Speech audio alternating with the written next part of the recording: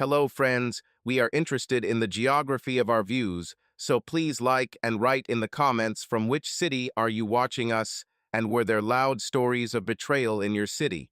Perhaps the next story about betrayal will be from your city. And we start. Michael Brown wiped his oily hands on a rag, threw it on the workbench, and tiredly rubbed his neck. Outside the workshop window, dusk was already gathering, and the hum of heavy equipment had long been replaced by silence. In recent weeks, he lived in some kind of endless rhythm, getting up at 5, working until midnight, a couple of hours of sleep, and again into battle. The family had gotten used to his absence, and he himself had long since come to terms with the fact that he missed Claire's school plays, Jake's football matches, and Lily's babbling about her dolls. But today, everything has changed. "Michael, come here." The voice of Foreman Tom pulled him out of his thoughts. Tom stood at the office door, holding a tablet in his hands. "I have news for you."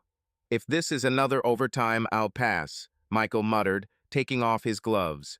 "I'm already at the limit." Tom grinned, shaking his head. "No, Guy, vice versa. You're taking a vacation. A week from tomorrow. Everything is paid, ordered from above."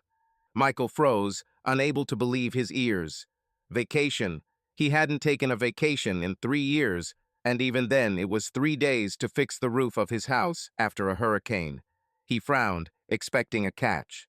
"Seriously? Why now?" "I don't know," Tom shrugged. "Maybe the authorities decided that you deserved it, or just tired of looking at your sour face. Take it and leave before you change your mind." Michael chuckled, but something warm was already flaring up in his chest. Week. A whole week with Emma and the kids. He imagined how surprised Claire, Jake, and Lily would be when he showed up at Lake Somerset, their traditional holiday destination. Emma took the children there every year for a few days in the spring while he worked in the workshop. She always invited him with her, but he waved him off. "Someone has to pay for gas for your car. This time everything will be different." At home, he found Emma getting ready. The suitcases were open on the living room floor, and Lily squealed happily as she tried to stuff her stuffed bunny into the bag. Claire sat on the sofa with a book, and Jake drove a toy truck around the room. Emma stood at the table, folding towels, her blonde hair pulled back into a messy bun.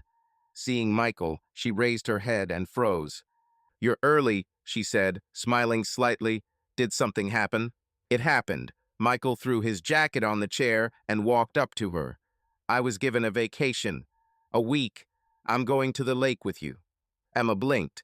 Her smile wavered, but she quickly pulled herself together. "Is it true? This is unexpected." "Great." The voice was soft, but there was a note in it that Michael could not immediately discern. She turned away, continuing to fold the towels, but the movements became a little harsher. "The children will be happy." "And you?" he asked, bending down to pick up Lily, who was already reaching out to him. "Of course, me too." Emma glanced at him over her shoulder, and her eyes lingered on his face for a moment. "I just didn't think you'd get out of the workshop. You're always busy." "Not this time." Michael winked at Lily, who giggled, hugging his neck. "I want to finally be with you. I miss you." Emma nodded, but something in her gaze made his insides clench. She looked. Not exactly unhappy, but rather wary, as if his presence had disrupted some of her plans. He dismissed the thought tiredness, perhaps. After so many months without rest, he's just working himself up. The evening passed in a bustle. The children made noise, happy that Dad was going with them, and Michael helped Emma pack her things in the car.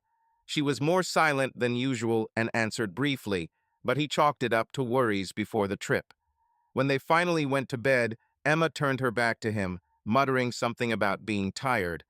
Michael looked at the ceiling, listening to her even breathing, and thought about how great it would be to spend time together. For the first time in a long time, he felt not just a breadwinner, but part of a family. The next morning, they left early. Lake Somerset was 3 hours away, and the children chatted the entire way while Emma drove. Michael sat next to her, looking at her profile. She looked tense, her fingers clenched tightly on the steering wheel and her lips pursed. He decided to diffuse the situation. Do you remember how we went there together? He asked, smiling. Until the children. You also persuaded me to jump off that pier, and I almost drowned. Emma smiled slightly, but her gaze remained distant. Yes, it was fun, she answered quietly. It was a long time ago.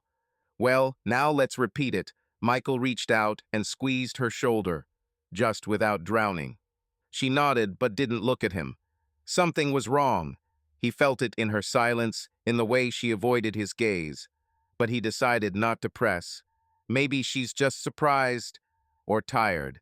Everything will be fine when they arrive. Lake Somerset greeted them with the shine of water and the smell of pine trees.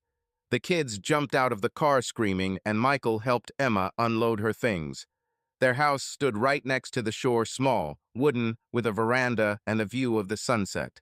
Emma walked inside, throwing her bags on the floor, and began unpacking them without saying a word. Michael looked at her, trying to understand what was happening.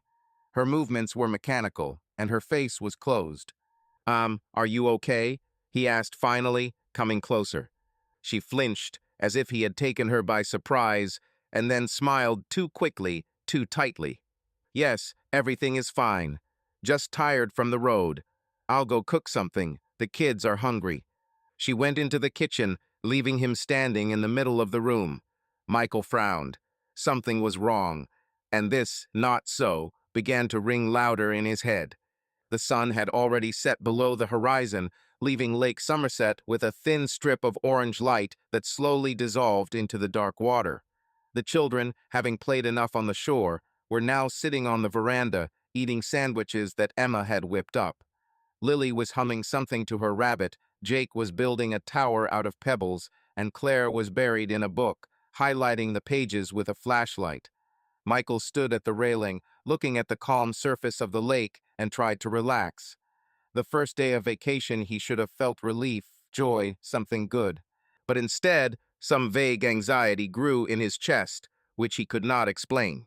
Emma left the house with a mug of tea in her hands and sat down on the steps of the veranda. She was silent, looking somewhere towards the forest, and her face in the dim light of the lantern seemed even more distant than in the morning. Michael wanted to talk to her, ask her what was going on, but something stopped him. Maybe he's just making up problems where there are none. Maybe it's his own fatigue playing a cruel joke on him. Dad, will you go swimming with us tomorrow? Jake's voice brought him back to reality. The boy looked at him with hope, holding another pebble in his hands. Of course, Michael smiled, patting his son on the head, and we'll go to the pier. Let's see who will jump further. Jake beamed and Lily clapped her hands, almost dropping the bunny. Emma smiled too, but her gaze remained cold, as if she was somewhere far away. Michael noticed this and again felt a pang of anxiety. He opened his mouth to say something, but then Claire looked up from her book. Mom, where is your laptop? I want to watch that video about animals that you promised. Emma tensed slightly, but quickly answered. In the bedroom, on the nightstand. Only not for long, it's too late. Claire nodded and ran inside. Michael watched her go and then looked at Emma. She drank her tea in small sips, avoiding his eyes. Something in her behavior alarmed him more and more, but he decided not to rush to conclusions. The morning is wiser than the evening, he thought, and went to check how the children were doing. An hour later, everyone was already in their beds. The children fell asleep quickly. The road and fresh air did their job. Emma also lay down, citing fatigue, and soon her breathing became even. Michael couldn't sleep.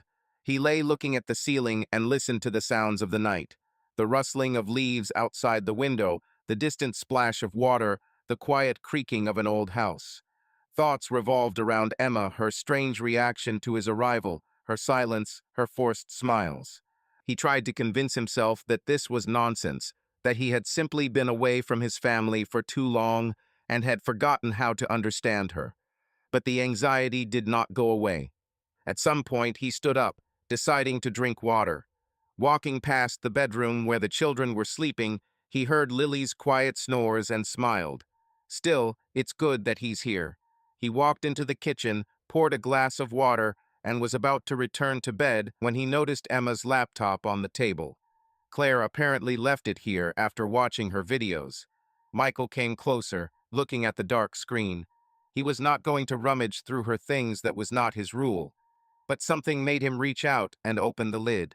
The screen flickered to life. There was no password. Emma never set up protection, believing that there was nothing to hide in their house. Folders with names like Lake Photos and Recipes glowed on the desktop, and a trash can icon blinked in the corner. Michael was about to close his laptop when his eyes caught on this icon. There was something in the trash, some file that they didn't have time to completely delete. He didn't know why he did it, but he clicked on the basket. There was one letter there. The file name was truncated, March_23_letter, and marked as deleted this evening. Michael frowned. Emma rarely used email, preferring instant messengers. Why should she write a letter? And why did she delete it immediately after sending it? He hesitated, feeling a little guilty, but curiosity prevailed. He clicked on the file, selecting Restore, and opened it. The text was short, but every word hit his brain like a hammer blow. We'll have to change plans. Michael came with us. But we can meet. He will be on a motorcycle all day. Sarah will put you in the last house. The signature was simple. E. Addressee D. Harris. Michael froze, staring at the screen. My heart began to beat faster, and my throat became dry. He reread the letter again, trying to convince himself that he had misunderstood. But the words were too clear, too specific. Michael came with us. We can meet. Sarah will accommodate you. This was not an old letter, not random correspondence. It was written today after they reached the lake, and addressed to someone named D. Harris. The name flashed into his memory like an old switch that had not been touched for a long time. Don Harris, Emma's schoolboy friend. Michael knew little about him, only what Emma had told him in the early years of their marriage, when they still shared stories from the past. Don was her first love, a tall guy with green eyes and a goofy smile who played basketball and broke girls' hearts. They broke up before graduation, and Emma always talked about it lightly, as if it were something distant and unimportant. Youthful stupidity, she laughed when Michael once made fun of her sports background. He was never jealous why. This was more than 15 years ago. But now that name, D.C. Harris, stood before him on the screen, and it no longer seemed harmless. He closed his laptop, trying to breathe evenly. My thoughts were confused. Why did Emma write to Don? Why did you mention him, Michael, and his motorcycle? And what is the last house? He remembered how in the morning he saw several houses along the shore, old, time-worn buildings that were rented out to vacationers. The last of them stood a little to the side, almost near the forest, hidden by trees. Sarah, Emma's sister, often came here with her husband George and their children. She could know which houses were available. But why should she put someone there? And why is Emma hiding this from him? Michael returned to the bedroom, but sleep no longer came. He lay down next to Emma, looking at her back. She slept peacefully, her chest rising and falling with the rhythm of her breathing. He suddenly realized that he didn't know what to tell her in the morning. Ask directly? What if she lies? Or worse, what if she tells the truth he's not ready to hear? He remembered her tight smile, her aloofness, her strange behavior from the very beginning. All this was now putting together a mosaic, and he didn't like the picture. Don Harris. Michael tried to remember everything he knew about him. Emma mentioned that he left their town after school, apparently to another state. She had lost touch with him, or so she said. But now this is a letter. We can meet. What does it mean? Meeting old friends, or something more? And why here on the lake during a family vacation? He lay on his back, closing his eyes, but the image of Don as he imagined him did not go away. Tall, confident, with that same stupid smile that Emma once loved. Michael had never considered himself insecure, but now, in the darkness of this house, he suddenly felt like a stranger. A stranger in his own family, a stranger next to his wife, who may have been waiting for someone else. Morning came too quickly. The children woke up first. Their laughter and stomping woke Michael, who never truly fell asleep. Emma was already in the kitchen, preparing breakfast. She looked as usual calm, collected, with the same easy smile as always. But now Michael saw something different in her. Her every movement, every glance seemed suspicious to him. He ate his oatmeal in silence, listening to Jake talk about his plans to build a sandcastle, and tried to figure out what to do next. "Are you going to ride a motorcycle today?" Emma suddenly asked, without looking up from her plate. Michael froze, the spoon hanging in the air. She said it so casually, as if it was a small thing, but he remembered the letter. He'll be on his motorcycle all day. His heart started beating again. "Maybe," he answered, trying to sound calm. "What will you do?" "I'll stay with the children," she shrugged. "They want to go to the beach. Sarah will probably come along with George too." Sarah, another name from the letter. Michael nodded, not trusting his voice. He decided to check. If Don is here, if he really came, then Michael will know the truth. Without making a scene, without asking questions. He'll just watch. "Okay," he said, putting the plate in the sink. "Then I guess I'll go for a ride after lunch." Emma smiled, a little wider than usual, and in that smile, Michael saw what he was afraid to see: relief. The morning on Lake Somerset began with a light fog that spread over the water, giving everything around a soft, almost ghostly appearance. Michael sat on the veranda with a mug of coffee, watching the children run along the shore, collecting pebbles and shells. Claire was trying to teach Lily to throw pancakes across the water, and Jake, as usual, was digging in the sand, building something that he proudly called a fortress. Emma was inside, cleaning up after breakfast, and her voice came through the open window. She was humming some tunes, but Michael could not make out the words. After opening the letter yesterday, he felt like he was on pins and needles. Every word, every gesture now seemed to him to be part of some kind of secret. He still hasn't decided what to do. A direct conversation with Emma seemed like a logical step, but something inside him told him to wait, to watch. The letter to D. Harris played in his head like a broken record. "We can meet. Sarah will put you in the last house." He didn't know what that meant, but he was going to find out. And the mention of Sarah in the letter made her arrival today especially important. Michael took a sip of coffee when he heard the sound of an engine. A familiar blue minivan was driving along the narrow dirt road leading to their house. It was Sarah and her family. The children on the shore immediately stopped what they were doing and ran screaming towards the car. Michael put his mug on the railing and stood up, putting a smile on his face. He didn't want anyone to notice his tension, not yet. The minivan stopped at the house, and Michael's two nephews, 10-year-old Oliver and 7-year-old Sophie, jumped out. They immediately joined Claire, Jake, and Lily, turning the shore into a noisy chaos of children's voices. Sarah followed out of the car, her dark hair pulled back into a high ponytail, and she was holding a basket of food in her hands. She was 3 years older than Emma, but looked younger thanks to her energy and habit of constantly smiling. George, her husband, appeared behind her, tall and thin, with the same baseball cap on his head. He carried a bag of beach supplies and waved to Michael. "Hello, hard worker," Sarah shouted, coming closer. "I didn't expect to see you here. Emma said you finally broke out of your workshop." Yeah, Michael came down from the veranda, shaking George's hand. "We decided to give me a break, so I decided to spend time with my family." "Well done," Sarah clapped him on the shoulder. Her smile was warm, but Michael involuntarily looked for something else in her, a hint, a shadow, anything that could connect her with the letter. "Otherwise, Emma has already begun to forget what you look like." She laughed, and Michael laughed back. George, meanwhile, walked to the trunk, taking out another bag. "Where is Emma?" Sarah asked, looking around. "I want to hug her before the children drag us into the corners." Inside, Michael nodded towards the house. "Cleans up after breakfast." Sarah headed for the door while Michael stayed with George. He put the bag on the ground and wiped his forehead. "It's a little hot today," he said, looking at the lake. "The children will be in the water in half an hour, I have no doubt." "Probably," Michael agreed, but his thoughts were far away. He watched Sarah disappear into the cabin and tried to remember what he knew about her relationship with Emma. They were always close, like sisters should be. Sarah often helped Emma with the children, especially when Michael was late at work. But was she aware of any secrets? Did she know about Don Harris?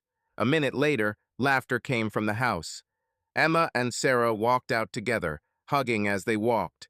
Emma looked a little more alive than in the morning. Her face lit up with a smile when she saw her sister. Michael watched them, trying not to betray his suspicions. They looked like ordinary sisters, happy to meet, but now he couldn't trust even that. "Michael, you didn't say you were coming," Sarah said, coming closer. "I would bring you more beer. George, we have a couple of bottles in the fridge, right?" "Yes," George nodded. "But if Michael wants, we can go to the little shop along the road." "No need," Michael waved him off. "I'm fine as is." Emma looked at him, and for a moment their eyes met. Her eyes were the same as always, blue, calm, but now he saw something else in them. Or was it just his imagination? She quickly turned away, addressing Sarah. "Which house are you staying in?" she asked, her voice light, almost casual. "In the third, closer to the pier," Sarah answered, pointing her hand towards the shore. "It's quiet there, and children can run around as much as they want." "Are you as usual?" "Yes," Emma nods. "Everything is as usual." Michael listened to their conversation, and his gaze involuntarily slid towards the far end of the shore, where the last house stood, the same one mentioned in the letter. It was almost hidden by the trees and could barely be seen from here. Has anyone already lived there? Or was it empty, waiting for a guest? "Michael, are you going to the beach with us?" Sarah's voice brought him back to reality. She looked at him with a smile, but he noticed how Emma tensed slightly. "Later," he answered, trying to sound natural. "I want to check the motorcycle first. I haven't ridden for a long time." "Oh, that's right, your iron horse," Sarah laughed. "Well, don't disappear for long. The children will be happy if you swim with them." Emma didn't say anything, but her lips twitched into a faint smile. Michael nodded, feeling his stomach tighten. He'll be on his motorcycle all day. She was waiting for this, and now he was sure that Sarah was aware, or at least playing some role. Sarah and George started getting the kids ready to go to the beach, while Emma stayed behind to help them with their things. Michael watched them leave and thought about what to do next. Sarah's arrival did not give him answers, but added questions. If she really had to put Don in the last house, then something will happen soon, and he was going to see it. The sun rose higher, dispersing the morning fog, and Lake Somerset now sparkled like a mirror, reflecting the clear sky. The children were already on the beach. Their laughter and squeals echoed over the water, mixing with a splash of the waves. Sarah and George spread a blanket near the shore, and Oliver and Sophie immediately joined Claire, Jake, and Lily in their sand battles. Emma stood a little to the side, holding a bottle of water, and watched them with a smile. Michael sat on the veranda, pretending to tinker with the motorcycle he had dragged there on a trailer. His hands moved automatically. He wiped the chain with a rag, checked the oil, but his thoughts were far away. He decided not to show that he knew anything. The letter, Don Harris, mentioned the last house. All of it was running through his head, but he didn't want to make a scene. I didn't want to yet. He needed time to understand what was happening, and he was going to play his part, the role of a husband and father who was simply enjoying his vacation. Let Emma think he doesn't suspect anything. Let him relax, and he will watch. "Dad, look," Lily shouted, running up to the veranda with wet hands. She was holding a crooked stick, which she apparently found near the water. "This is my magic staff." Michael smiled, put the rag down, and crouched down to be at eye level with her. "Seriously? And what can he do?" "He can turn Jake into a frog." Lily giggled, waving her stick. "But it doesn't work yet." "Maybe we should say a spell," Michael winked. "Try KVA KVA. Maybe it will work."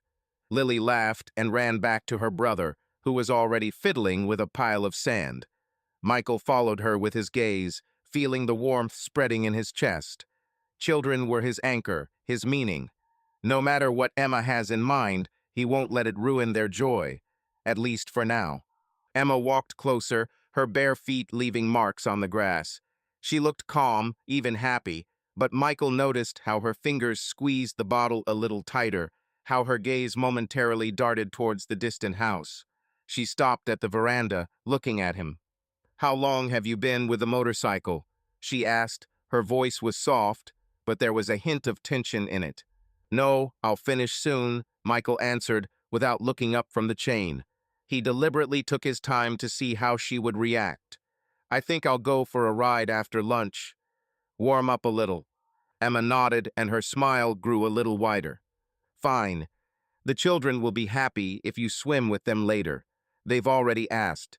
"Of course," he said, wiping his hands with a rag. "I won't miss this." She paused for another second, as if she wanted to add something, but then turned around and walked towards Sarah, who was calling for her to help with the food. Michael looked at her back, feeling how everything inside was shrinking. She was nervous. It was barely noticeable in the way she answered too quickly, the way her gaze wandered, the way she tried to appear cheerful. The viewer would have felt it. Emma played her role, but it was the little things that gave her away. He stood up, throwing the rag on the seat of the motorcycle, and went down to the beach. The children immediately surrounded him, demanding attention. Claire showed him the shells she had found. Jake proudly demonstrated his fortress, and Lily again tried to bewitch her brother with her stick. Michael laughed, played along, even lifted Lily onto his shoulders so she could fly like a sorceress. Emma looked at them from the blanket where she sat with Sarah, her face glowing with joy. But Michael knew it was a mask, just like his own. "Good for you for coming," Sarah said as he walked over to the blanket to grab a bottle of water. Emma just blossomed. "She missed you, even though she doesn't say it." "Is it true?" Michael looked at Emma, who at that moment looked away, pretending to adjust something in the basket. "I missed you too." Emma smiled at him, but her hands shook slightly as she handed him the sandwich.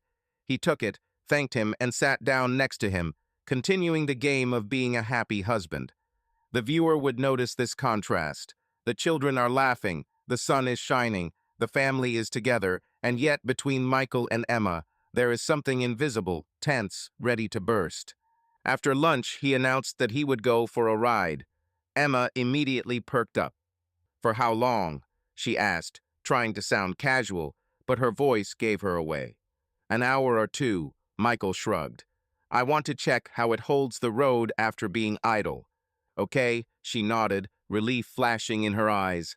"We will be here with the children." He nodded, put on his helmet, and started the motorcycle. The kids waved at him, shouting something about racer, and Emma stood next to Sarah, watching him go. Michael drove off down the road, but didn't plan to go far. He decided to make a circle and return on foot to see what would happen next. The letter haunted him, and he knew that if something was going to happen, it would happen while he was on the motorcycle. He was alert and ready for anything.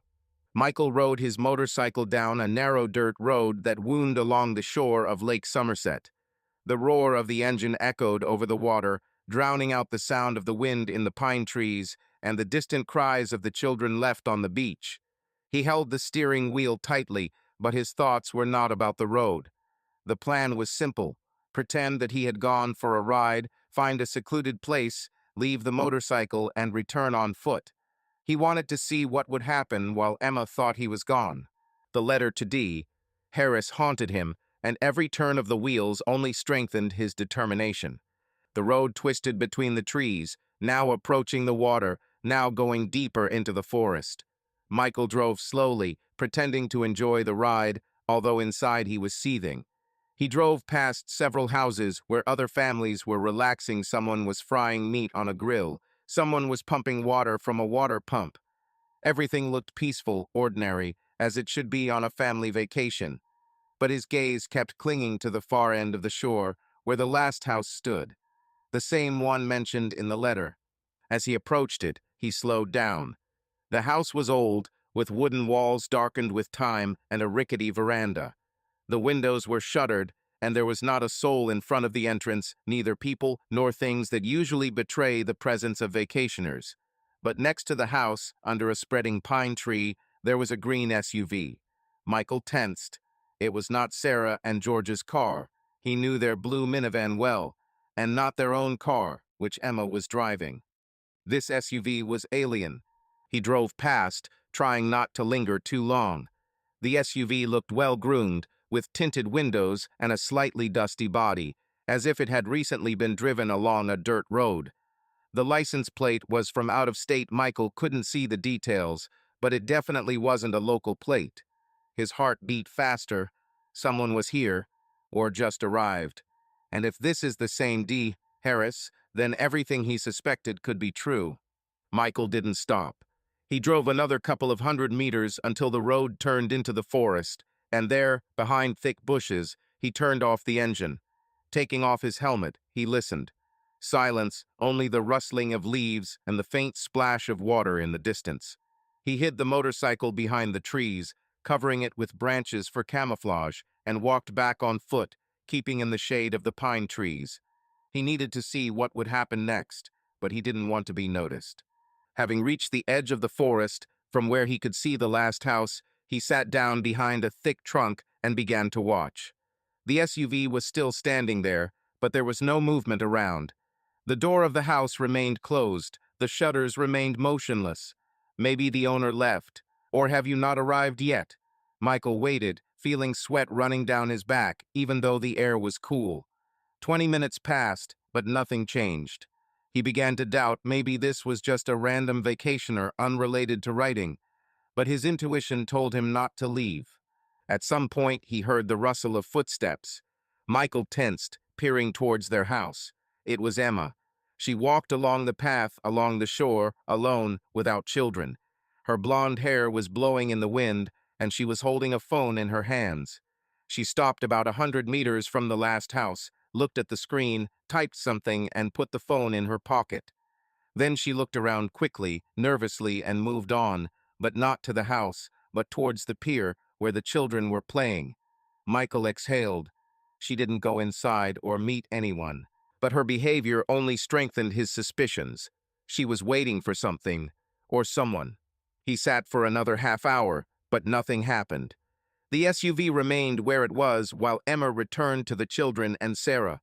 Michael decided that was enough for now. He didn't want to be gone for too long. It might raise questions. Standing up, he brushed off his jeans and walked back to the motorcycle, pondering what he had seen. Green SUV, Emma with a phone, the last house. These were all pieces of the puzzle, but he still didn't know how they would fit together.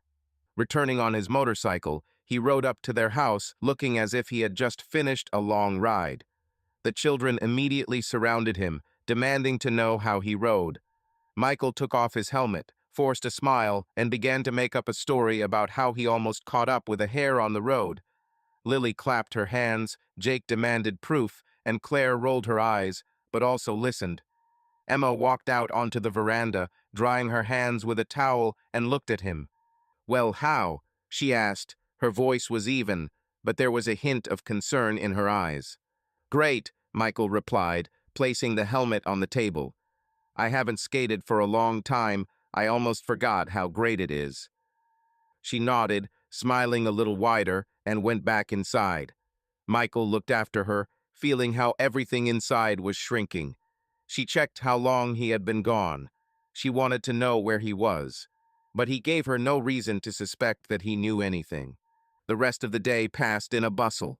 The children demanded attention. Sarah and George invited everyone to swim, and Michael played along, throwing Jake into the water from the pier and teaching Lily to swim with an inflatable ring. Emma was also there, laughing, splashing with the children, and helping Sarah hand out towels. From the outside, everything looked perfect, a happy family on vacation. But Michael saw what eluded others, how Emma sometimes fell silent, looking into the distance, how her fingers nervously fiddled with the hem of her t-shirt, how she answered questions too quickly. She played her role, but it was the little things that gave her away. In the evening, everyone gathered for dinner. Sarah suggested setting it up on the veranda of their house, and no one objected. George lit the grill, and Michael helped him fry the meat while the women set the table. The children ran around until they were so hungry that they came running to get the plates themselves. Emma brought the salad and placed it next to Michael, lightly touching his shoulder. Thank you for helping, she said quietly, and her voice was warm, almost sincere. You're welcome, he replied, looking into her eyes. She held his gaze, but then quickly turned away, busying herself with something else. Michael smiled to himself. She tried to appear normal, but he could feel her tension. Dinner started noisily. The children chatted, vying with each other, telling how many times they had jumped off the pier, and Sarah made fun of George, who almost dropped a skewer into the coals. Michael laughed with everyone, poured water into glasses, and passed bread. He was an ideal husband and father, calm, cheerful, caring. Even Emma seemed to relax, although her gaze sometimes slid somewhere beyond the veranda into the darkness where the last house was hidden. Michael, are you on the motorcycle again tomorrow? George asked, taking a bite of steak. Maybe, Michael shrugged. Let's see how the weather is. And what? I just thought we could go boating with the kids, said George. If you want, join. Good idea, Michael nodded, noticing how Emma tensed a little. I will think. She immediately joined the conversation, offering to take food with them for a picnic on the water, and everyone began to fuss, discussing the details. Michael watched her, hiding his thoughts behind a smile. She wanted him to leave on a motorcycle. It was obvious, but he wasn't going to give her this opportunity so easily. Dinner dragged on. The children finished eating and began to yawn, and Sarah and George decided to take them back to their house. Emma began clearing the table and Michael helped her, silently collecting the plates. They worked together as usual, but there was a silence between them, full of unspoken things. When everything was cleared away, she turned to him. Tired? She asked, her voice soft, but with a hint of caution in it. A little, he answered, shrugging his shoulders. But it was a good day. The children are happy. Yes, she smiled, but her eyes avoided him. I'll go put them to bed. Good night. Calm down, he said, watching her go into the house. He remained on the veranda, looking into the darkness. Somewhere there, near the last house, there was a green SUV. And someone, perhaps Dawn, was waiting in the wings. But today nothing happened. Bye. Michael lit a cigarette, a rare habit. He allowed himself only at such moments and blew the smoke into the night air. He was calm on the outside, but inside he was seething. He was waiting for the next step, and he knew that he was close. The morning of the next day began with the bright sun, which made its way through the curtains and filled the house with warm light. The children woke up early, their voices filling the air with laughter and arguing about who would go brush their teeth first. Michael lay in bed, looking at the ceiling, while Emma was already busy in the kitchen, preparing breakfast. The night passed peacefully, but he hardly slept thoughts about the green SUV and the letter to Dee. Harris haunted him. He knew something would happen today, and he was going to see it. He stood up, pulled on jeans and a t-shirt, and went out to the children. Lily immediately ran up to him, hugging his legs, and Jake asked if he would go on a motorcycle ride today. Michael smiled, patting his son on the head. I think so, he said, glancing at Emma, who was standing at the stove. I'll go for a ride after lunch. Emma turned, her face was calm, but something flashed in her eyes, relief, maybe. She nodded, flipping the pancake in the pan. Okay, she said. The children and I will be on the beach. Sarah will probably come too. Michael nodded, hiding his thoughts behind his usual smile. He had already decided that he would pretend to leave, but return secretly. If Dawn Harris is here, if he's the one Emma wrote to, then everything will become clear today. He wasn't going to make a scene yet. He needed to know the truth. Breakfast went as usual. The children ate pancakes with syrup, Lily smeared half of it on her face, and Claire read a book without looking up from her plate. Emma sat across from Michael, chatting with the kids about their plans for the day, looking almost relaxed. But he noticed little things, how she looked at her watch too often, how her fingers nervously fiddled with her napkin. She was waiting for something, and he was going to find out exactly what. After breakfast, he helped clear the table and then went to the motorcycle. The children ran out onto the veranda, waving at him as he put on his helmet. Emma stood nearby with her arms crossed over her chest. Don't be gone for too long, she said, her voice soft but with a hint of tension in it. "An hour or two," Michael answered, starting the engine. "Maybe I'll stop by the store if you need anything." "Okay," she nodded, and her smile became a little wider. "Be careful." He drove away, feeling her gaze on his back. The children shouted after him, and he waved his hand, pretending that everything was fine. But as soon as the road hid him from view, he turned into the forest, turned off the motorcycle, and hid it behind the trees, just like yesterday. Taking off his helmet, he took a deep breath of cool air and walked back, keeping in the shade of the pine trees. His heart was pounding, but he forced himself to breathe evenly. He didn't know what he would see, but he was ready for anything. Having reached the edge, he stopped. Their house was visible in the distance, the children were already running along the beach, and Emma stood by the water, talking with Sarah, who had just arrived. Michael turned his gaze to the last house. The green SUV was still standing there, but now a man appeared next to it. Tall, broad-shouldered, with dark hair slightly touched with gray. He was dressed in jeans and a black t-shirt, and something about his posture seemed familiar to Michael, although he could not remember where he had seen him. It was Don Harris, he was sure. Michael held his breath, watching. Don stood by the car, looking at his phone, and then walked towards the old beach house, a small building near the water, a little away from the others. This was not the last house mentioned in the letter, but an abandoned place where boats had previously been stored. Now it looked dilapidated, with peeling paint and a rickety door. Don stopped at the entrance, looked around, and went inside. Michael was waiting. 10 minutes passed before he saw Emma. She said something to Sarah, waved to the children, and walked along the shore, supposedly collecting shells. But her path led straight to the beach house. Michael clenched his fists, feeling the blood pounding in his temples. He followed her, hiding behind the trees until he was close enough to hear. He hid behind an old pine tree a few meters from the house and held his breath. Emma went inside. The door creaked, and Michael heard her voice quiet but clear. "Sorry, I didn't know Michael would be able to come," she said, and there was something soft, almost guilty, in her tone. "But he will be busy. We will have time." Michael froze, his heart skipped a beat. It was confirmation of everything he suspected. She was dating Dawn. Here, right now. He heard footsteps inside, and then Dawn's voice low, with a slight hoarseness. "I thought you would warn me if something changed," he said. "I had to improvise." "I tried," Emma replied, "but he decided at the last moment. I couldn't do anything." Michael pressed himself against the tree, trying not to make a sound. He heard them move closer to each other, the rustling of clothes, a quiet sigh. And then Emma spoke again, her voice becoming even softer. "I missed you," she said, and there was so much warmth in these words that Michael felt pain. "Me too," Don replied, and Michael heard him take a step towards her. And then there was silence, but not empty, but filled with sounds that he did not want to hear. A quiet rustle, a slight groan. They kissed. His wife was kissing another man right there, a few meters away. Michael closed his eyes, but it didn't help. He heard everything, how Emma whispered something, how Don answered her, how their breathing became heavier. And then he heard a sound that made him open his eyes, the rustle of clothes falling to the floor.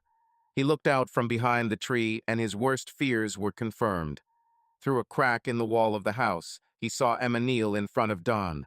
Her hands moved slowly, unbuttoning his jeans, and he stood looking down at her, a slight smile on his face. Michael turned away, feeling nausea rising in his throat. He didn't want to look, but the sounds came to him clearly. Dawn's quiet moan, the rustle of Emma's movements, her breathing, intermittent and fast. She consoled him not only with words, as he first thought. It was more. It was a betrayal he didn't even know about until yesterday. He clenched his fist so tightly that his nails dug into his palms. Every sound cut him like a knife, but he did not move. He couldn't break in, couldn't scream. Not now. He needed to control himself, although everything was crumbling inside. Emma, his Emma, the woman he had lived with for over 10 years, the mother of his children, was there with someone else. And she didn't just date him, she gave herself to him right now, while he, Michael, was supposed to be riding a motorcycle. The scene didn't last long, but for Michael it lasted forever. He heard Dawn mutter something, Emma laughed quietly, and they started whispering again. Then the rustle of clothes, they were putting themselves in order. Michael forced himself to breathe evenly, although each breath was difficult. He didn't know what to do next, but he knew one thing. He wouldn't show that he saw it, until it shows. Emma came out first. She straightened her hair, looked around, and walked back to the beach as if nothing had happened. Dawn stayed inside, lighting a cigarette. Michael saw a thin stream of smoke coming out through the crack. He waited until Emma was out of sight and then slowly retreated back into the forest. His legs were shaking, but he forced himself to walk. He returned to the motorcycle, started it, and rode back to the house, pretending that he had just finished the ride. When he arrived, the children surrounded him again, and Emma stood on the veranda, smiling at him. Her face was calm, even happy, as if nothing had happened. Michael took off his helmet, forced a smile, and walked towards her, hiding the storm inside. "How was your ride?" she asked, her voice light, almost carefree. "Okay," he answered, looking into her eyes. "What did you do?" "I was with the children," she shrugged. "We collected shells." He nodded without looking away. She didn't know what he saw, and he wasn't going to tell her. Bye. The day after Michael overheard Emma and Dawn at the beach house dragged on slowly, like thick syrup dripping from a jar. He kept himself under control, not giving a single hint of what he had seen and heard. The morning passed in the usual bustle. The children demanded attention, Emma prepared breakfast, and he tinkered with the motorcycle, pretending that everything was in order. But a storm raged inside him, a mixture of anger, pain, and cold determination. He didn't want to make a scene, didn't want to shout or throw accusations. No, he decided to wait, watch, give Emma a chance to reveal herself even more. And by evening, he already had a plan, not revenge, but something subtler, something that would show her he is not blind. As the sun began to set, Michael suggested building a fire. The idea came spontaneously, but it was ideal, a family evening that would bring everyone together and create the illusion of normalcy. He wanted to see how Emma would behave around the children, Sarah and George, knowing that he was nearby. Wanted to see if she could keep her mask on. "Let's roast some marshmallows," he said to the children, but loud enough for Emma to hear.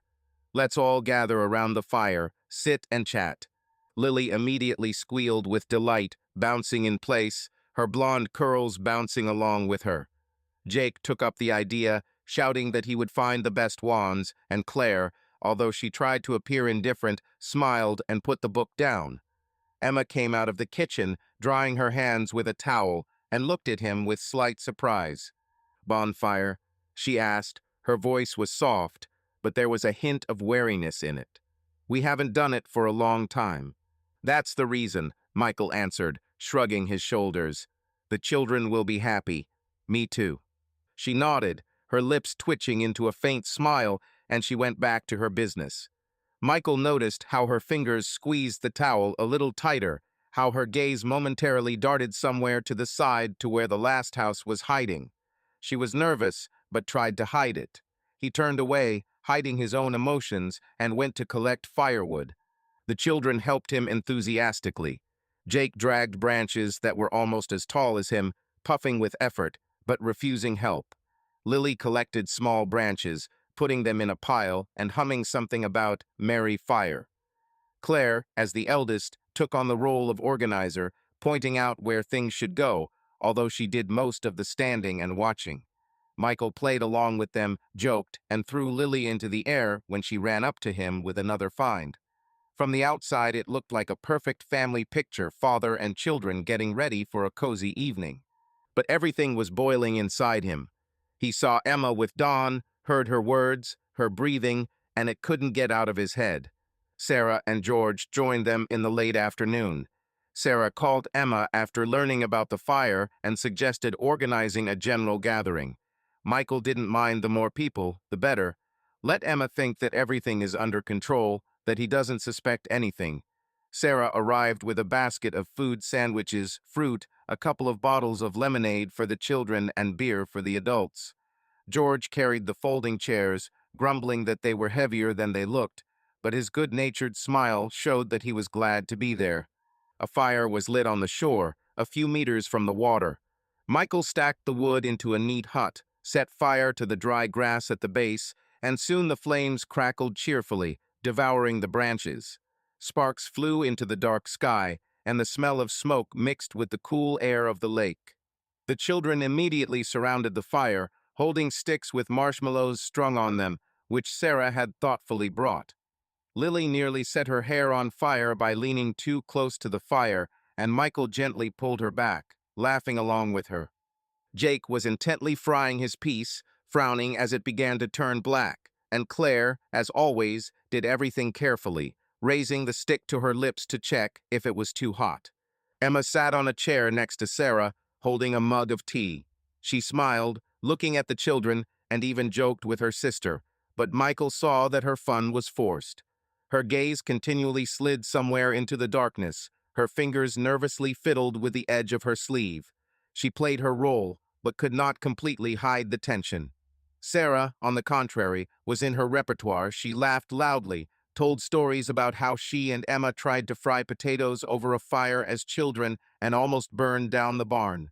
George chimed in, adding his own comments and pouring beer into his glass from time to time. "Remember how you persuaded me to jump into the lake with my clothes on?" Sarah said, nudging Emma. "Then I smelled like mud for a week." Emma laughed, but her laugh was a little harsher than usual. "You yourself wanted to prove that you are not afraid," she answered, sipping tea. "I have nothing to do with it." Michael looked at her as he squatted by the fire and helped Lily hold her wand. He noticed Emma glance quickly in his direction, as if checking to see if he was listening. He smiled at her, playing along, and she immediately turned away, continuing to chat with Sarah. Everything looked so natural, so familiar. But he knew the truth, and this knowledge pressed on him like a stone. The children had a lot of fun. Oliver and Sophie, nephews from Sarah and George, joined in the games, and soon the shore became a noisy chaos. They ran around the fire, pretending to run away from the fire monster that Jake had come up with. Lily tried to command everyone, waving her wand like a magic one, and Claire sat a little to the side, but still smiled, looking at the younger ones. Michael threw wood on the fire, keeping the flames burning, and from time to time he made fun of the children, causing another burst of laughter. "Dad, tell me a story," Lily asked, climbing onto his lap when her marshmallow was finally eaten.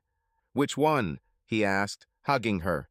Her warm body pressed against him, and for a moment he felt relief the children were real. Their joy was sincere. "About the ghost," Jake shouted, throwing a branch into the fire. "Terrible." "Okay," Michael agreed, lowering his voice for effect. "A long time ago, an old fisherman lived near this very lake." He began to tell a fictitious story about a ghost who wandered along the shore, looking for his lost boat. The children listened with bated breath, and Lily clung to his hand when he reached the moment where the ghost came out of the water. Sarah and George also joined in, adding their own scary sounds, and Emma even laughed when Jake pretended to be afraid and hid behind her chair. Everything was as it should be at a family evening, but Michael knew it was an illusion. Time passed, and the children began to yawn. The fire gradually died out, turning into smoldering coals, and the smoke rose in thin streams into the sky. Sarah looked at her watch and clapped her hands. "It's time to go to bed," she said, getting up. "Oliver, Sophie, get ready. George, help me." George nodded, finishing his beer, and began to stack the chairs.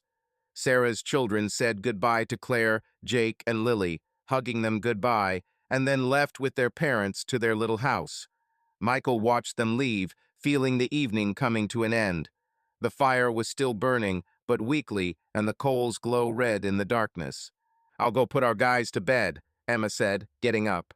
Her voice was tired, but there was a hint of relief in it. She thought the day passed without incident. "I'll help," Michael answered, lifting Lily into his arms. She was almost asleep, buried in his shoulder. They went into the house together. Emma tucked Jake and Claire into bed, covering them with blankets and whispering sweet nothings as Michael carried Lily to her bed. He kissed her forehead, feeling her breathing become even, and left the room. Emma stood in the living room, looking at him. "Good night," she said quietly, her eyes avoiding him. "Calm," he answered, lying on the sofa in their bedroom. He pretended to fall asleep by closing his eyes and slowing his breathing. Emma stood there for another minute and then turned off the light and left the house. Michael opened his eyes, listening. He heard the door creak and her footsteps fade away on the veranda. She left. Somewhere in the darkness, while the fire was still smoldering on the shore, he lay still, knowing that this was not the end. But he didn't look further, yet he waited. Michael lay on the couch, pretending to be asleep, until the sound of Emma's footsteps faded outside the door. Her departure was not a surprise. He felt that she would not stay in the house, that she was being drawn somewhere into the darkness, to where Dawn was waiting. Silence enveloped the room, broken only by the quiet breathing of the children sleeping behind the wall. He waited, listening to every sound, until he was sure she had gone far enough. His heart was pounding in his chest, but he forced himself to breathe evenly. He did not intend to run after her right away. He needed time to collect his thoughts, so that the fatigue that had accumulated during the day did not take over. It's been a long day. Mornings with the kids, playing on the beach, pretending to be in front of Emma, Sarah, and George. The fire had all exhausted him. My head was buzzing and my body felt heavy, as if every muscle was protesting against movement. But he couldn't stay there. The truth he saw at the beach house burned him inside, and now that Emma was gone, he knew this was his chance. A chance to see everything with your own eyes, without hiding or whispers. He stood up and quietly put on his boots and jacket, trying not to break the floorboards. The children slept soundly, and he was grateful for that they didn't have to know anything. Bye. Leaving the house, he stopped on the veranda. The night was clear, the moon hung over Lake Somerset, flooding the shore with a silvery light. The smoldering fire they had left after dinner still flickered with red coals, casting faint reflections on the sand. The air was cool, smelled of pine trees and water, and somewhere in the distance an owl hooted. Michael took a deep breath, trying to calm his nerves. He didn't know what he would see, but he was ready for anything. Or thought I was ready. He walked towards the shore, keeping in the shade of the trees so as not to be noticed. The steps were quiet. Almost silent years of working with heavy equipment had taught him to move carefully, even when he was tired. The moon illuminated the path, and he could see Emma's footprints in the sand, small, neat prints of her sneakers leading to the water. His heart began to beat faster, but he did not quicken his pace. He wanted to approach unnoticed. He wanted to see everything that she was hiding. When he reached the shore, he stopped behind an old pine tree whose branches hung almost to the ground. From here, there was a view of the lake, calm, dark, with moonlight playing on its surface. And there, at the very edge of the water, he saw them. Emma and Dawn stood knee-deep in the lake, their silhouettes clearly outlined against the background of the silvery surface. They were close to each other, too close. Michael held his breath, feeling the blood pounding in his temples. Emma turned to Dawn, her hair shining in the moonlight, wet from the water. She said something quietly, so that Michael could not understand the words, and Dawn smiled, leaning towards her. Their lips met, first slowly, almost tenderly, and then with greed, as if they had been waiting for this moment for a long time. Michael clenched his fists, but did not move. He watched as Dawn's hands slid down her back, pulling her closer, as Emma wrapped her arms around his neck, pressing her whole body against him. It wasn't just a kiss, it was a continuation of what he saw that day at the beach house. And he knew that this was not the end. They retreated a little deeper into the water, where the waves reached their hips. Emma laughed. Her laughter was light, almost carefree, in a way that Michael had not heard for a long time. Dawn whispered something to her, and she nodded, her hands moving lower to his belt. Michael saw how she unbuttoned his jeans, how he helped her, pulling them down.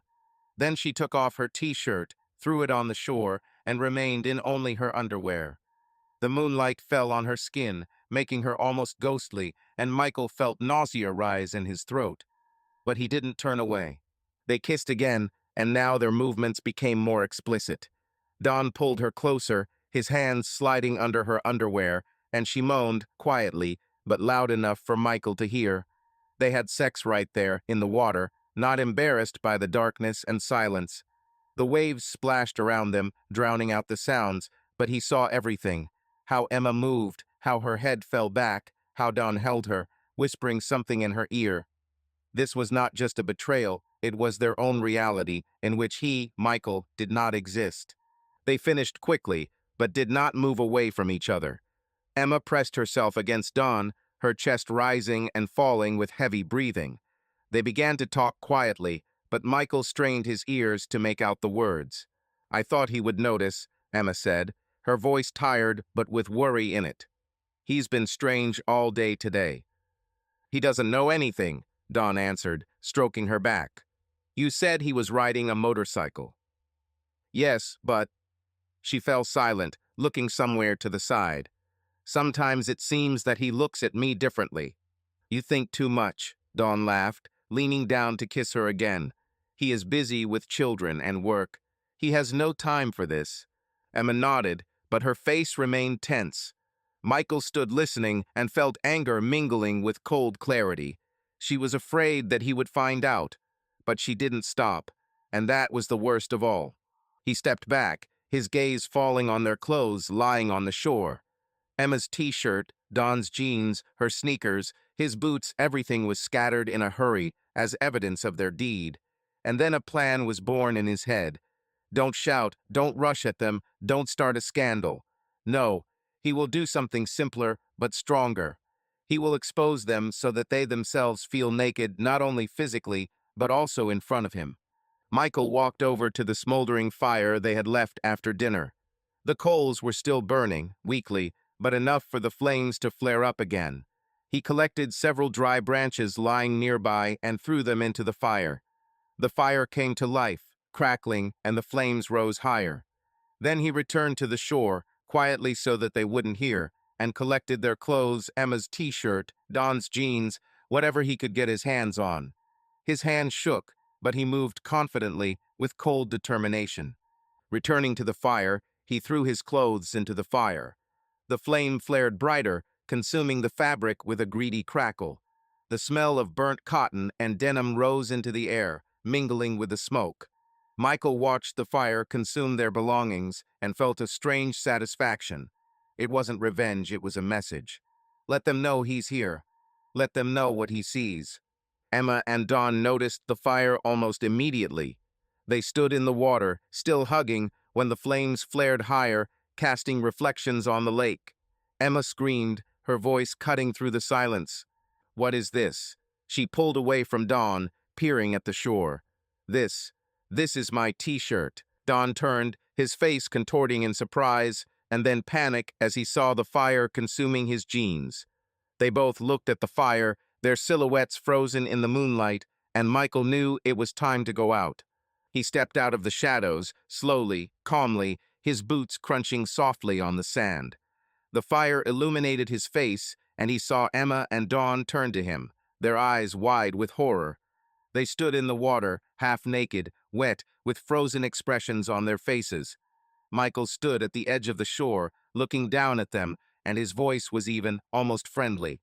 "Good evening, Dawn," he said, nodding slightly.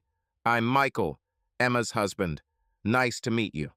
Emma gasped, her hand going to her mouth, and Dawn took a step back, as if trying to disappear into the water. The flames of the fire flickered behind Michael, casting long shadows on the sand. They looked at him in panic, not knowing what to say, what to do. And he just stood there, calm, as if he had just met an old acquaintance.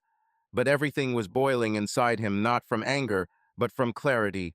Now they know, and there was no turning back. Michael stood at the edge of the shore, looking at Emma and Dawn, frozen in the water under the light of the moon.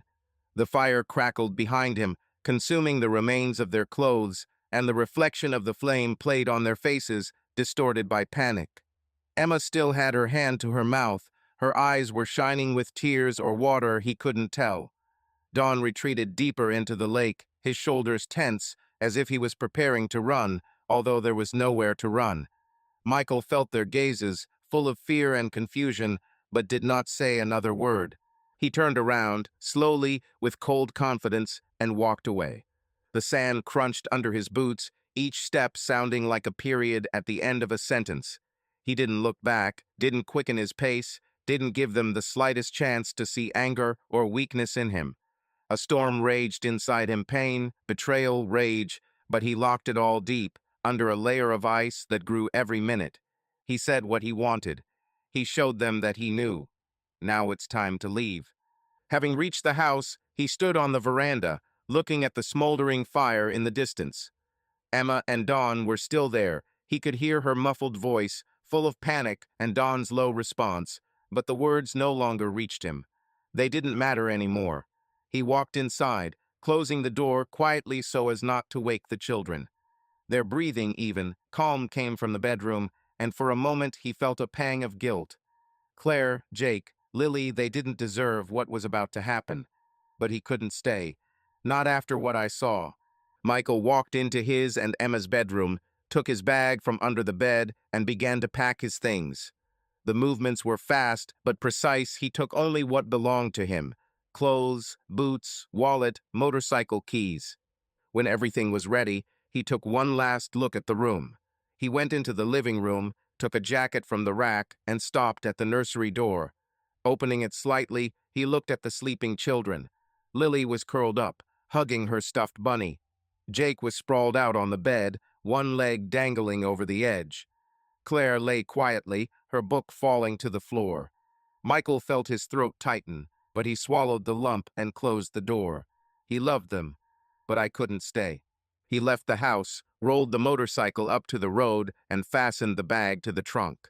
I started the engine, and the roar of the engine broke the silence of the night.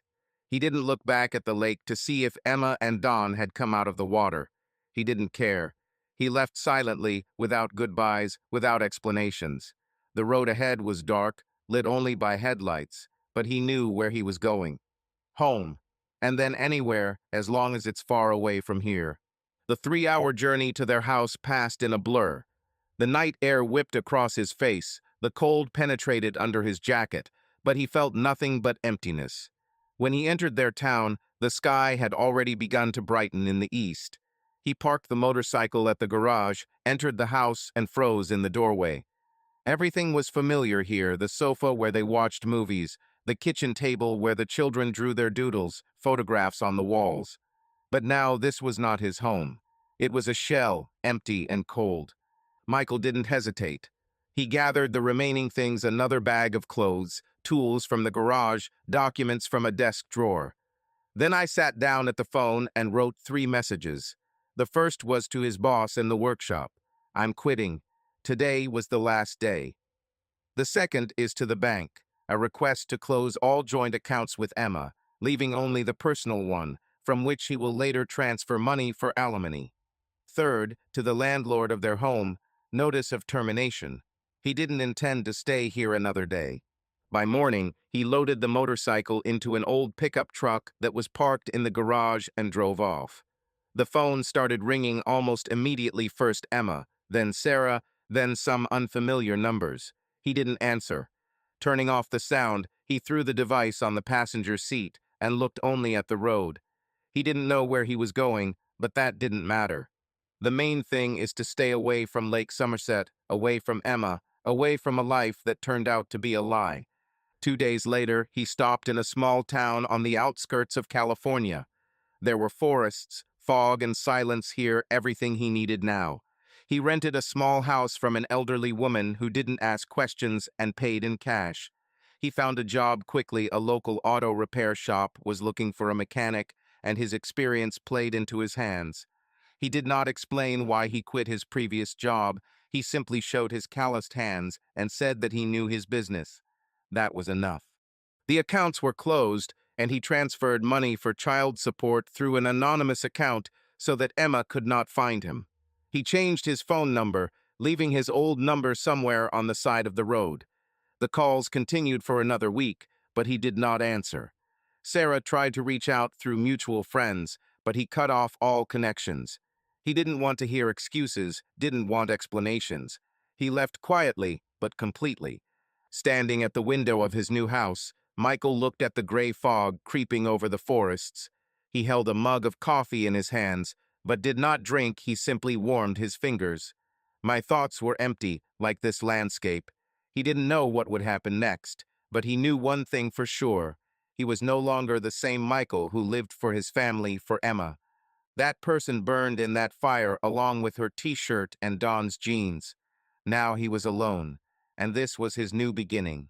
Michael sat on the porch of his new home in California, looking out over the forest that seemed endless in the morning fog. More than a month had passed since that night by Lake Somerset when he threw Emma and Dawn's clothes into the fire and walked away without looking back. He thought he had left everything behind: family, pain, betrayal. His new life was simple: work in a car repair shop where he repaired trucks and tractors, lonely evenings with a mug of coffee, silence broken only by the rustle of the wind in the pine trees. He changed his phone number, cut off all contacts, even knew old Mrs. Clare, his landlord, only by name and the pies she left at the door. He wanted to avoid being found. But the past, like a shadow, always returned. The morning was cold, and the steam from his breath mixed with the smoke from the coffee when he heard the sound of a motor. A blue minivan was driving along the dirt road leading to the house, the same one he had seen dozens of times by the lake. Michael tensed, placing his mug on the railing. It was George, Sarah's husband. His appearance here in this wilderness meant that someone had finally tracked him down. He stood up, wiping his hands on his jeans, and waited for the car to stop. George stepped out of the minivan, his baseball cap slightly wrinkled and his face drawn, as if he had not slept for several nights. He raised his hand in a weak greeting, but his smile was forced, almost guilty. "Michael," he said, coming closer, "I didn't think you'd get this far. How did you find it?" Michael's voice was cold, without a hint of cordiality. He didn't want guests, especially those who reminded him of what he was trying to forget. "Sarah," George shrugged, stopping at the porch. "She couldn't come to terms with the fact that you were missing. I hired some kind of private detective. I told her it was a waste of money, but you know her stubborn. I'm not here at her request, if anything. I decided to come myself." Michael was silent, looking down at him. George looked hesitant, fiddling with the edge of his baseball cap, as if he didn't know where to start. Finally, he sighed and spoke. "I know what you saw by the lake," he said, looking down, "and I know why I left. Emma, she's terrified after that night.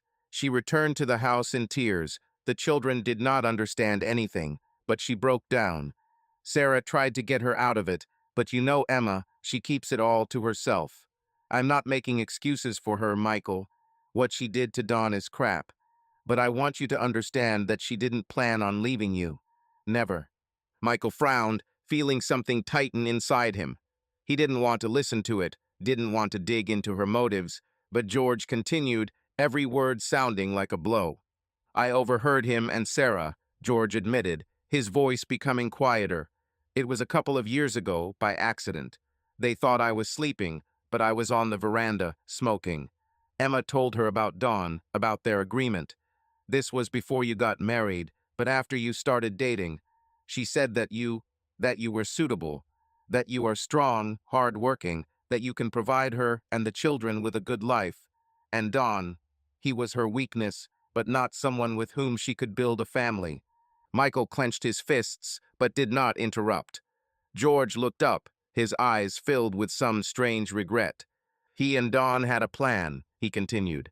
"Emma wanted children. She wanted a home, stability, everything that Dawn could not give her. He was, well, not like you, an unemployed basketball player with a lot of ideas, but no money. They decided that she would marry you, live with you, and raise children. But Dawn will remain in her life. They will meet secretly when possible. Emma told Sarah that this was her way of having it all family with you and love with him. She didn't mean to leave you, Michael. You were part of this. Their contract." Michael felt the ground disappear from under his feet. He stepped back, leaning on the railing so as not to lose his balance. This was not just a betrayal. It was an entire system built behind his back. He remembered his first meetings with Emma, her smile, her soft voice, her questions about his work, about his plans. Then he thought it was love, that she saw something real in him. And now he understood. She saw him as a tool, financial support, a person who will provide her children with a future while she runs to the dawn. You mean I was her ATM? He asked, his voice trembling with anger, but he tried to control himself. That she chose me because I could pay for her life while she had sex with him. George winced as if struck and shook his head. Not exactly, he said. Emma told Sarah that she liked you, that she respects you and appreciates you. She didn't mean to deceive you for money, Michael. It was more about stability, about the fact that you could give the children what Dawn could not. She thought it would work. You live your life, she lives hers, and no one gets hurt. Is no one suffering? Michael laughed, but the laugh was dry, empty. So I don't count. She slept with me, gave birth to my children, and then ran to him, and this, in your opinion, is normal. I'm not saying it's normal. George raised his hands defensively. I was shocked when I heard it. Sarah tried to dissuade her, but Emma, she was always stubborn. She thought she could keep it under control, that you'd never know. And honestly, you wouldn't know if you didn't come to the lake. Michael turned away, looking at the forest. The fog began to clear, revealing the gray trunks of pine trees, but his thoughts were far away. He remembered his life with Emma, how she smiled at him in the morning, how she cooked dinner, how they put the children to bed together. Was it all a lie, or part of her plan? He didn't know what was worse, to be deceived out of love or to be used out of calculation. Why are you telling me this? He asked finally. His voice became quieter, but there was still a ring of steel in it. What do you want? I don't want anything. George stood up, looking into his eyes. I just thought you should know the truth. Emma is broken. The kids ask about you every day. Sarah blames herself for not stopping her sooner. I don't know what's right, Michael. But you left, and I thought you should understand why things turned out this way. It wasn't about leaving you. It was about her selfishness, about her desire to take everything from life. Michael was silent, digesting what he had heard. George was right about one thing. It explained a lot. Why was it so easy for Emma to keep him at a distance? Why did she never complain about his long shifts? Why did Dawn show up now? This was not a casual romance, not a flash of passion.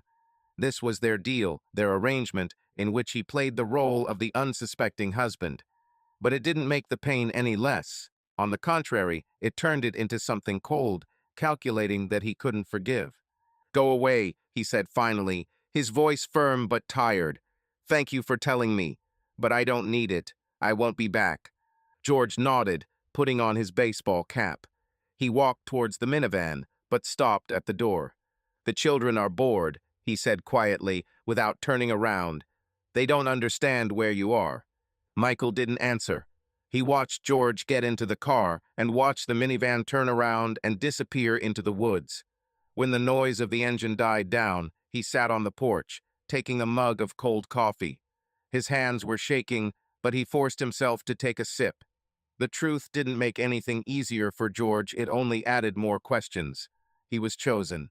Not loved, not desired, but chosen as a convenient option, as a person who will provide life for Emma and her children while she is with Dawn. It was worse than just cheating. It was a betrayal with a plan. He looked at the forest, feeling like something was breaking inside. He didn't know what to do with this knowledge, but one thing was clear. He would not return. Not to Emma, not to this lie. He will stay here in his silence until he figures out who he has become now. Michael sat on the porch of his California home, looking down the empty road where George's minivan had just disappeared. His son-in-law's words echoed in his head. Emma didn't plan to leave you.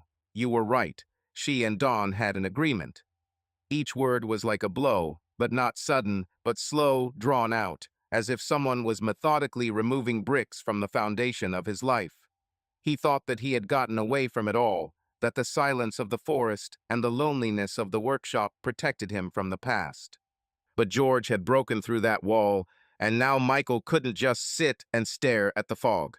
He drank the cooled coffee, feeling the bitterness settling on his tongue, and stood up. Two feelings fought inside him: anger, which demanded action, and melancholy, which pulled him back to his children. Claire, Jake, Lily, their faces floated before my eyes, their laughter, their hugs. George said they missed him and didn't understand why he left. And that was the only thing that still held him. Not Emma, not their marriage, but the children. He loved them, even after everything he had learned. But now, with this new truth about the arrangement, a question arose in his mind that he could not ignore. Were they even his? Michael entered the house, threw his mug into the sink, and began to get ready. He didn't know why he was returning, either to see the children or to put an end to it, but he could no longer sit here in this wilderness. The bag was packed quickly: a couple of changes of clothes, motorcycle keys, some cash. He left a note for Mrs. Clare that he would be gone for a couple of days and started the pickup.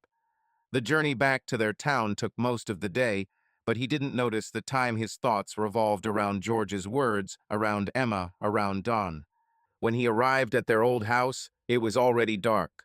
The lights in the windows were on, and he saw shadows moving behind the curtains. His heart sank. This was his home, his life, and yet now he felt like a stranger. He parked the pickup across the street without getting out of the car and just watched. A few minutes later, the door opened and Lily ran out onto the porch, holding her stuffed bunny. Emma came out behind her, shouting something to her so that she should not run barefoot. Michael froze, looking at them. Lily was the same as always: small, blonde, with huge eyes. Emma looked tired, her shoulders slumped and her hair pulled back into a messy bun. She didn't notice him, and he was glad of that. He didn't know how to enter or what to say. But an hour later, when the lights in the house went out, he made up his mind. He knocked on the door quietly, almost hoping that no one would hear.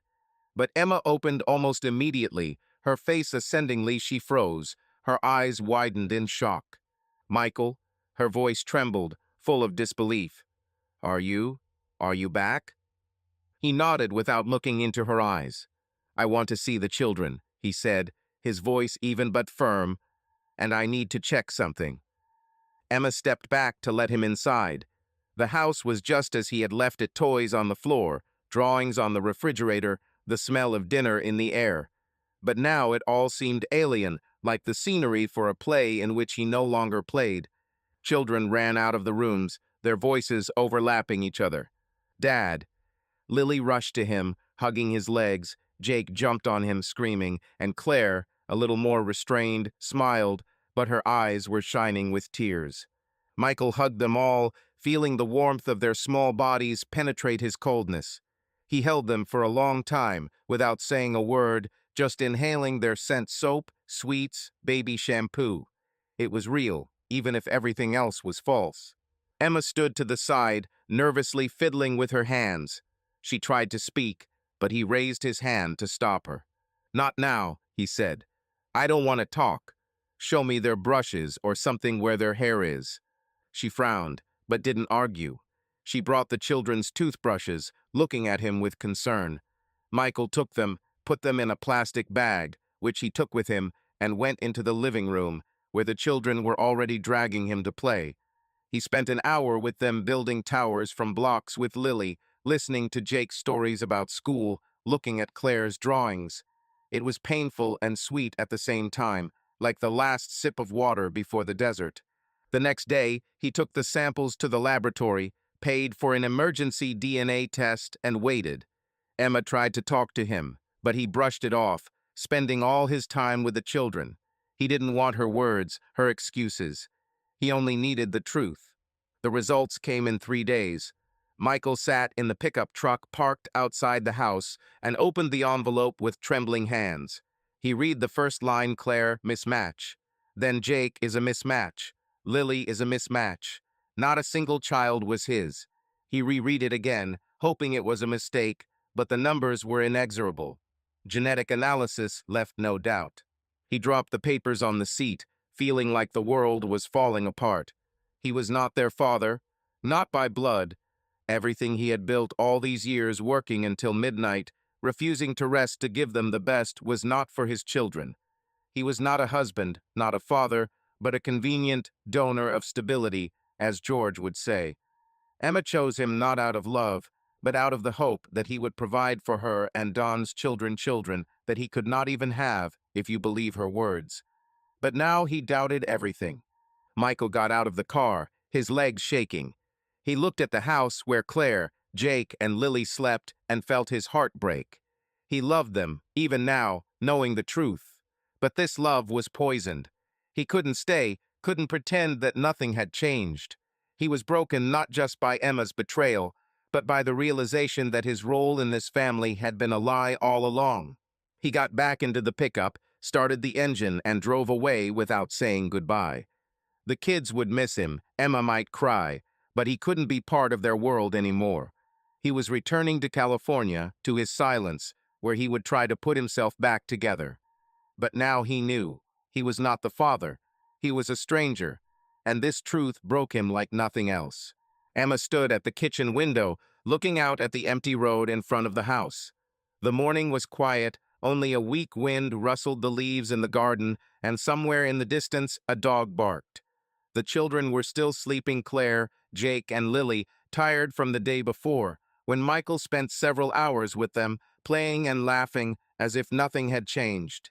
His return was unexpected, like a bolt from the blue, and she didn't know what to think. He was cold with her, hardly spoke, but with the children.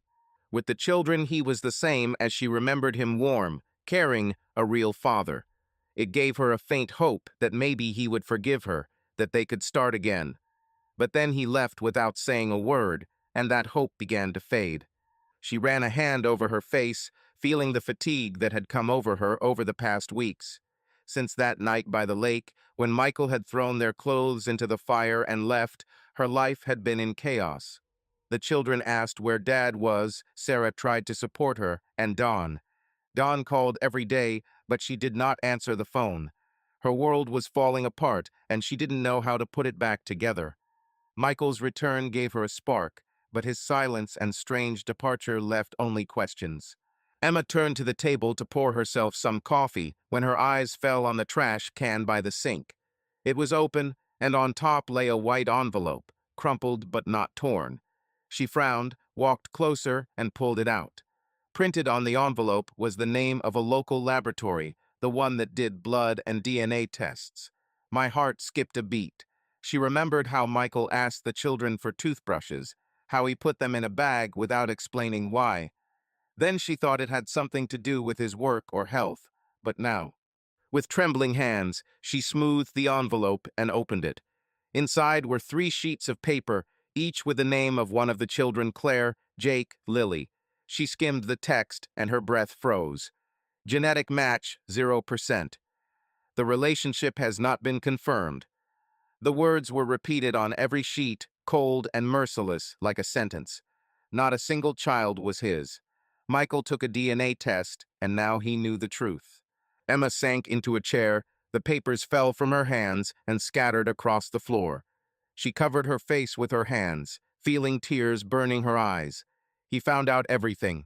Not just about Dawn, not just about her betrayal, but about everything, about the fact that Claire, Jake, and Lily are not his children. She didn't want it to come out, not like this, not now. She planned to keep it a secret forever, to live with Michael as if nothing had changed, to give the children the father they deserved. But now he knew, and that knowledge destroyed everything. She remembered the agreement between her and Dawn that George had told her about. It had been so long ago, even before the wedding, when she realized that Dawn would not be able to give her a family, not because of infertility, as she sometimes told Sarah, but because of his character, his inability to be stable. Michael was different, reliable, strong, a man who could provide her and the children with a good life. She chose him not only out of calculation, but also because she liked him, because she felt safe with him. But Dawn was her weakness, her first love, and she couldn't let him go. They agreed that she would marry Michael, have children with Dawn, and he, Michael, would be their father without knowing the truth. It seemed like the perfect plan for her family, with Michael, passion with Dawn. But now this plan has collapsed. Emma picked up the papers from the floor, her hands shaking so badly she could barely hold them up. She reread the results, hoping it was a mistake, that the lab had gotten something wrong. But the numbers were clear.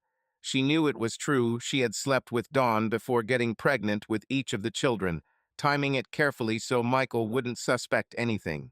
He was so busy with his work, he trusted her so much that he never asked questions. And she used him. Not only his money, not only his stability, but also his love, his faith in their family. Tears flowed down her cheeks, but she did not wipe them away. She imagined Michael sitting in his pickup truck, opening the envelope. How he looked at these words, how he realized that Claire, Jake, and Lily were not his. She saw his face that last evening when he played with the children calm, but with a shadow of pain in his eyes. Now she understood that it was not just the pain of her betrayal. It was the destruction of everything he believed in. He was broken, and she did this to him. Emma stood up, walked to the window, and looked out at the road again. She knew he wouldn't come back. Not after this. He went to his California, to his silence, and left her with this truth. She could call him, beg him to come back, explain that the children still love him, that he was their father in everything but blood. But she knew that he would not forgive. Not now. She heard footsteps behind her and turned around. Lily stood in the kitchen doorway, fiddling with her rabbit, her eyes sleepy. "Mom, where is Dad?" she asked, her voice quiet but full of hope. "Yesterday, he promised to build me a house for dolls." Emma swallowed the lump in her throat, smiling forcefully. "Dad left on business, honey," she said, walking up to her daughter and hugging her close. "He will be back soon." It was a lie, and she knew it. Lily nodded against her shoulder, and Emma closed her eyes, feeling the tears flow again. She understood that Michael was gone forever. He learned the truth, and that truth took him away from them. She was left alone with children who were not his, with a lover whom she no longer wanted to see, and with a feeling of guilt that would haunt her for the rest of her life. Emma looked at the papers lying on the table and realized this was the end. Not only of their marriage, but also of her illusions. She lost Michael not that night by the lake, but much earlier when she decided that she could play with his life. Now he knew, and she knew that he knew. And that final glance through the DNA results was their farewell, silent but final.